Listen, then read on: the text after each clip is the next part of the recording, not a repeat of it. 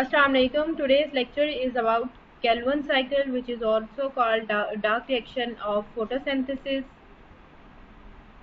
Most common carbon fixation pathway is known as Calvin cycle और इसका name जो था वो इसके साइंटिस्ट के नेम के बाद दिया गया था जिसका नाम था मेल्विन कैल्विन। तो जितना जितना ये मार्क हुआ है वो आपने करते जाना है। उसके बाद इसको अपने जो इसने कैल्विन साइकिल के बारे में नॉलेज दी थी उसकी बेस पे इसको नोबेल प्राइज़ भी मिला था 1961 में। और इसके साथ इसके जो कलीग्स थे उन्होंने भी इस वर्क में इसकी हेल्प की थी। तो यहाँ से आप इसका इंट्रोडक्शन देंगे, उसके बाद नीचे कैल्विन साइकिल की डिस्क्रिप्शन दी गई है, आप ये करेंगे। और इसकी यहाँ पर डायग्राम भी दी गई है, ये डायग्रामेटिक रिप्रेजेंटेशन है कैल्विन साइकिल की। ये कैल्विन साइकिल के स्टेप्स हैं, ये सारे आपने इसकी डायग्राम जो है इसमें आपने करनी है। इसके बाद इन स्टेप्स की जो डिस्क्रिप्शन है वो यहाँ पर दी गई है, यहाँ से आप करेंगे कैल्विन साइकिल की description.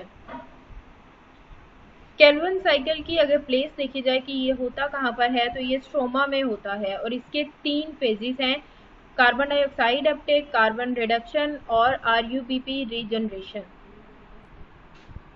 RUBP stands for राइबोलोज bisphosphate और ये एक 5 कार्बन शुगर होती है और ये एक्टिवेट होती है जब इसके अंदर फॉस्फेट ग्रुप ऐड होता है। तो इसी से साइकिल का हम स्टार्ट देखेंगे कि किस तरह से होता है और ये 3 बेसिक स्टेप्स है। अगर आपसे इनके जस्ट नेम्स पूछे जाएं तो आपने इनके नेम्स बताने हैं, शॉर्ट क्वेश्चन के अंदर किस साइंटिस्ट के नाम पर है वो बताना है, कैल्विन साइकिल होता क्या है, इसको डार्क रिएक्शन भी कहा जाता है ये बताना है।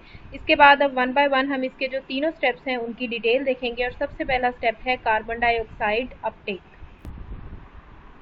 इसको कैल्विन साइकिल को C3 पाथवे भी कहा जाता है, डार्क रिएक्शन भी कहा जाता है, ये सारी इसके नेम्स हैं।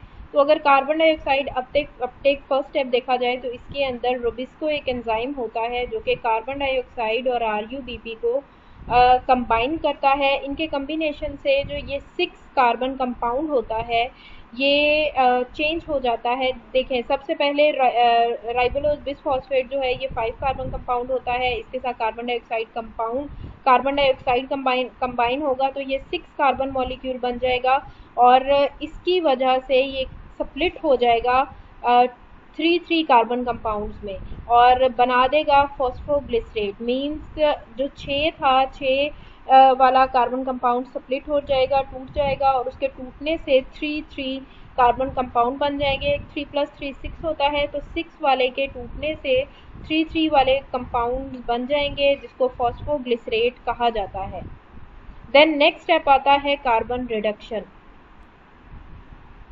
तो फिर ये जो PGA मॉलिक्यूल बनता है जिसको फॉस्फोग्लिसरेट कहा जाता है ये कन्वर्ट हो जाता है G3P में जिसको कहा जाता है ग्लिसरल्डिहाइड 3 फॉस्फेट और ये यूज़ करता है NADPH और ATP।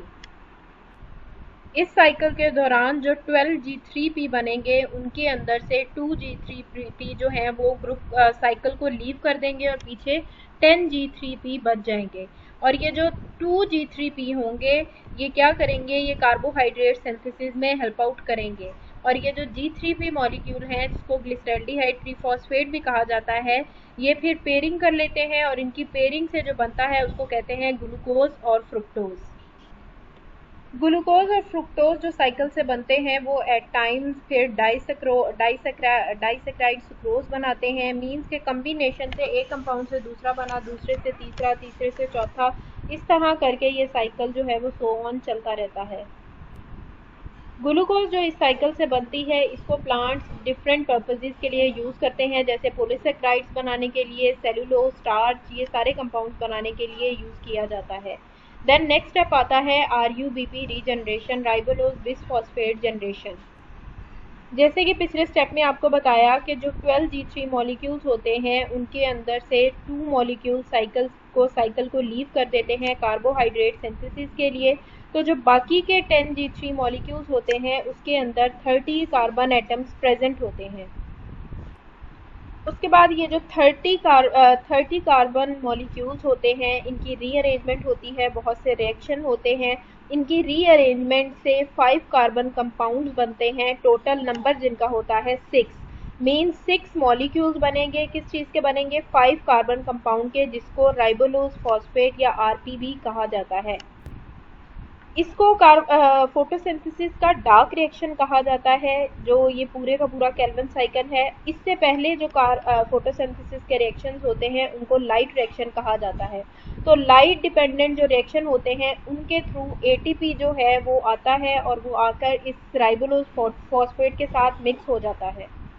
और एटीपी के इस राइबोलोज फॉस्फेट के साथ मिक्स होने की वजह से जो कंपाउंड न्यू जिसकी फॉर्मेशन होती है वो होता है राइबोलोज बिसफॉस्फेट। और ये वही जगह होती है जहाँ से हमारा साइकिल जो है वो बिगन हुआ था, स्टार्ट हुआ था।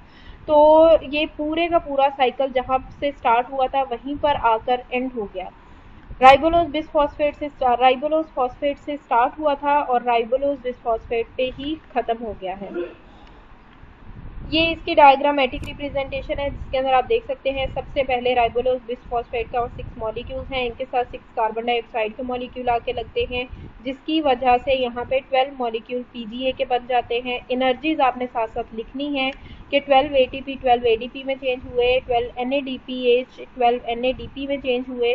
तो ये इनकी एनर्जीज आपने साथ में लिखनी है। यहाँ पे 12 फॉस्फेट हैं, वो भी आपने यहाँ पे एनर्जीज के अंदर लिखने हैं। और इसके बाद इन सब के रिएक्शन से जो मॉलिक्यूल बनता है वो है 12G3P। और फिर ये जो 12G3P है इसके अंदर से 2 मॉलिक्यूल्स जो हैं वो साइकिल को लीव कर देते हैं कार्बोहाइड्रेट सिंथेसिस के लिए, और यहाँ पर जो बचते हैं वो है 10G3P।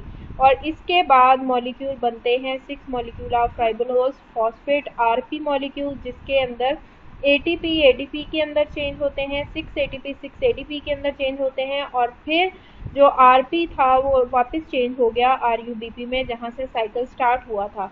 और आपने इसके ये जो तीन के तीन मेजर स्टेप्स हैं इनको सेंटर में लिखना है कि carbon dioxide Uptake phase, carbon reduction phase और आरयूबीपी रीजनरेशन फेज। अगर आप इसकी डिस्क्रिप्शन साइकिल को देख के लिखना चाहें तो यहाँ से भी लिख सकते हैं, क्योंकि यहाँ पे इसी चीज़ जो आपने ऊपर स्टेप्स देखे वो इन्हीं चीज़ों को एक्सप्लेन किया गया है, बस उसके अंदर कुछ जो है वो एक्स्ट्रा इन्फॉर्मेशन दी गई है। तो ये इसकी डायग्रामेटिक रिप्रेजेंटेशन और बाकी की इसकी थ्योरेटिकल रिप्रेजेंटेशन जो है वो दी गई है।